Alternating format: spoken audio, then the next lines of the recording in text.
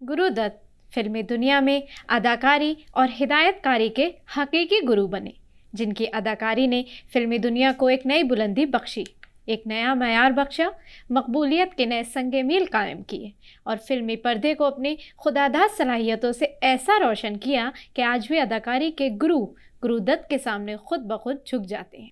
गुरुदत्त, अगर हम उनकी अदाकारी और हिदायतकारी के साथ उनकी फ़िल्मों पर वाह वाह करते हैं तो उनकी ज़ाती ज़िंदगी में उतार चढ़ाव और नाकाम मोहब्बत पर सिर्फ़ और सिर्फ आह भरते हैं।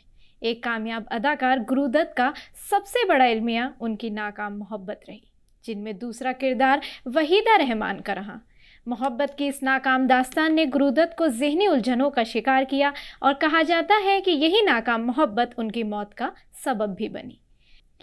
गुरुदत्त की कुल उम्र 39 साल थी, लेकिन इतनी कम उम्र में उन्होंने सिनेमा में एक बड़ा नाम कमाया। छोटी उम्र से ही जद्दोजहद करते हुए आगे बढ़े, शोहरत हासिल की और एक दिन कई परेशानियों से गुजरकर इस दुनिया को अलविदा कह दिया। आइए जानते हैं उनकी ज़िंदगी के बारे में। आदाब, मैं हूं आपके साथ आमना फारूक और आप देख रहे हैं आवाज़ वॉइस। हमारी हौसला अफजाई के लिए हमारे चैनल को सब्सक्राइब करना ना भूलें। गुरुदत्त का शुमार हिंदुस्तान के अजीम अदाकार, हिदायतकार और फिल्मसाज के तौर पर होता था। उनका ताल्लुक मंगलोर के एक सरस्वत ब्राह्मण खानदान से था। उनकी पैदाइश 9 जुलाई 1925 को बंगलोर में हुई थी, ताहम तालीम कलकत्ता में हासिल की। गुरुदत्त 20 बरस की उम्र में एक असिस्टेंट डायरेक्टर के तौर पर फिल्मी दुनिया में दाखिल हो चुके थे, जहां उन्हें ज्ञान मुखर्जी और उमिया चक्रवर्ती जैसे हिदायतकारों के साथ काम करने का मौका मिला।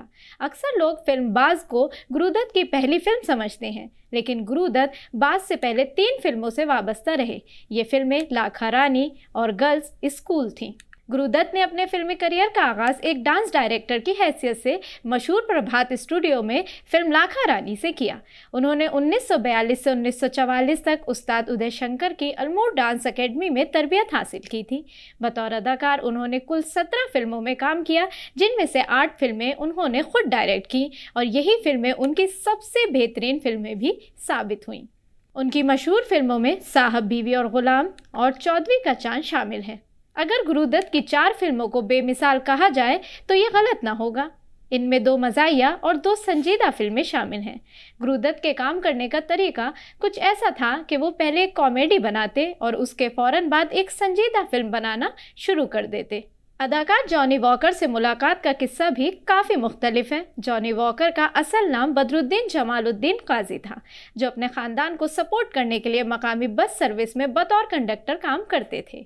उनकी वजह शोहरत ये थी कि वो सफ़र के दौरान मुसाफिरों का दिल बहलाने के लिए उन्हें लतीफ़े सुनाते थे और स्टेशनों का ऐलान भी मज़ाही अंदाज में किया करते थे। एक दिन इसी बस में अदाकार बलराज साहनी सवार थे और चूँकि वो उस वक्त गुरुदत्त की फिल्म बाजी लिख रहे थे, इसलिए उन्होंने बदरुद्दीन को अगले दिन प्रोड्यूसर गुरुदत्त और हीरो देवानंद के सामने एक शराबी की अदाकारी करने का टास्क दिया। बदरुद्दीन ने अगले ही दिन जाकर सेट पर शराबी की ऐसी लाजवाब अदाकारी की कि देवानंद और गुरुदत्त दोनों बेसाख्ता हंस पड़े और उन्होंने तकरीबन मुकम्मल हो जाने वाली फिल्म में बदरुद्दीन के लिए एक नया किरदार डाल दिया। ये गुरुदत्त ही थे जिन्होंने बदरुद्दीन का नाम जॉनी वॉकर तजवीज़ किया, क्योंकि एक तो ये उनकी पसंदीदा विस्की का नाम था, दूसरा वो बदरुद्दीन की शराबी अदाकारी से बेहद मुतासिर हुए थे। एक तरफ जहां महबूब खान, बिमल राय और राज कपूर की फिल्मों ने देवदास की इमेज की सूरत में इस दौर के हिंदुस्तानी नौजवानों की एक अलग और नई तस्वीर पेश की, तो वहीं दूसरी जानिब गुरुदत्त ने उस मायूस संजीदा हीरो को एक ज़ाती और सियासी पहचान दी। एक ऐसे वक्त में जब हिंदुस्तानी सिनेमा एक नए दौर की तलाश में था, गुरुदत्त ने अपनी फिल्मों में बहुत से मुश्किल मसाइल उठाकर लाखों नौजवानों के दिलों में जगह बनाई। गुरुदत्त ने सिनेमा की एक ऐसी तारीख लिखी जिसका असर आज भी सिनेमा पर नजर आता है। गुरुदत्त को उर्दू से बेहद मोहब्बत थी। उनकी फिल्मों में ऐसी उर्दू शायरी की बहुत सी मिसालें मौजूद हैं, जिसका जन्म बम्बई की फिल्म इंडस्ट्री में हुआ और जिसका असर आज भी फिल्म इंडस्ट्री पर साफ नजर आता है। साल 1951 बम्बई की फिल्मी सनत का एक जरी साल था। इस बरस दिलीप कुमार और नरगिस की दीदार और हलचल, मधुबाला और दिलीप कुमार की तराना, हिदायतकार जिया सरहदी की हम लोग और राज कपूर की आलमी शहरियत याफ्ता फिल्म आवारा भी रिलीज़ हुई थी। इतने सख्त मुकाबले के बावजूद गुरुदत्त की फिल्म बाजी ने अच्छा खासा बिजनेस किया और 25 बरस की उम्र में गुरुदत्त को एक कामयाब हिदायतकार के तौर पर तस्लीम कर लिया गया। गुरुदत्त ने फिल्म जाल, आर पार, प्यासा, कागज के फूल और मिस्टर एंड मिसेस 55 जैसी फिल्में पेश की, जिसे आज इतना वक्त गुजर जाने के बाद भी जब शायकीन देखते हैं तो वो बिल्कुल नई फिल्में मालूम पड़ती हैं। आर पार और मिस्टर एंड मिसेस 55 का शुमार हिंदुस्तान की यादगार मज़ाहिया फिल्मों में किया जाता है, जबकि प्यासा और कागज़ के फूल न सिर्फ हिंदुस्तानी बल्कि आलमी सिनेमा की दो निहायत ही अहम फिल्में मानी जाती हैं। साल 1956 में गुरुदत्त की फिल्म CID मंजर आम पर आई। बाजी और आर पार की तरह ये भी जुर्म और सज़ा की एक कहानी थी, लेकिन इसमें गुरुदत्त ने वहीदा रहमान को मुतारुफ कराया और हिदायतकार की ज़ाती ज़िंदगी में ये वाक़या एक इंतहाई अहम मोड़ साबित हुआ। साल 1953 में गुरुदत्त ने इस ज़माने की मारूफ गुलकारा गीता दत्त से शादी कर ली थी।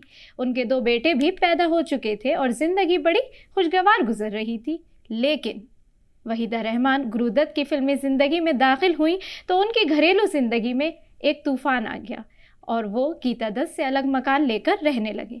वहीदा ने जब देखा कि गुरुदत्त की तमाम परेशानियों का इल्ज़ाम उन पर आ रहा है तो वो भी किनारा कश हो गई और यूँ गुरुदत्त बिल्कुल तन्हा रह गए। बीवी और महबूबा के 2 पार्टों के दरमियान पिसकर रहने वाले गुरुदत्त ने अपनी ज़िंदगी को शराब में डुबो दिया। गुरुदत्त ने कागज़ के फूल बड़े दिल से बनाई थी और इसका मुहूर्त दिल्ली में नायब सदर डॉक्टर राधाकृष्णन के हाथों अंजाम पाया, लेकिन ये फिल्म बुरी तरह फ्लॉप साबित हुई। इस नाकामी ने गुरुदत्त को तोड़ कर रख दिया। बतौर हिदायतकार उनकी खुद एतमादी खाक में मिल गई, हत्ता कि जब फिल्म साहब बीबी और ग़ुलाम बनकर तैयार हुई तो इस पर बतौर हिदायतकार गुरुदत्त ने अपना नाम भी नहीं दिया था। 9 अक्टूबर 1964 की शाम गुरुदत्त की बेशतर फिल्मों के राइटर और दोस्त अबरार अलवी उनके पास थे और खाने पीने की महफिल के बाद रात के 1 बजे तक उनकी गपशप होती रही। बातों बातों में इस पर भी बहस हुई कि बाज़ लोग खुदकुशी के लिए बड़ी तादाद में नींद की गोलियां खा लेते हैं, लेकिन फिर भी मौत दगा दे जाती है और उन्हें अस्पताल ले जाकर बचा लिया जाता है। चनांचा दोनों ने हंसी मजाक में इस बात पर इत्तेफाक किया कि गोली फाँकने के बजाय उन्हें बारीक पीसकर पानी में मिला लेना चाहिए ताकि फौरी असर हो। रात के 1 बजे के करीब गुरुदत्त ने कहा कि मुझे नींद आ रही है और अबरार अलवी अपने घर चले गए। 10 अक्टूबर का 1964 का दिन गुरुदत्त के चाहने वालों के लिए बड़ा मायूस कुन दिन था। गुरुदत्त नींद की गोलियां खाकर अब्दी नींद सो रहे थे। उनकी खुदकुशी की खबर जंगल की आग बनकर हर तरफ फैल गई और अगले रोज़ सब अखबारों की सुर्खियों में गुरुदत्त मौजूद थे। मशहूर फिल्मी मैगज़ीन फिल्मफेयर गुरुदत्त की याद में खुसूसी शुमारा निकाला, जिसमें कैफी आज़मी ने गुरुदत्त को खिराजे अकीदत पेश किया।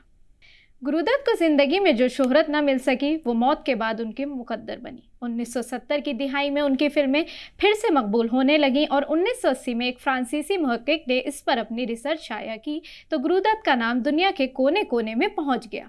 सन 80 के अशरे में गुरुदत्त की फिल्मों के मेले पहले फ्रांस में और फिर यूरोप के दीगर शहरों में मुनक्किद हुए। मशहूर फिल्म स्कॉलर लॉरा मल्वी ने साइट एंड साउंड मैगजीन में गुरुदत्त की फिल्म प्यासा को दुनिया की 10 बेहतरीन फिल्मों में शुमार किया।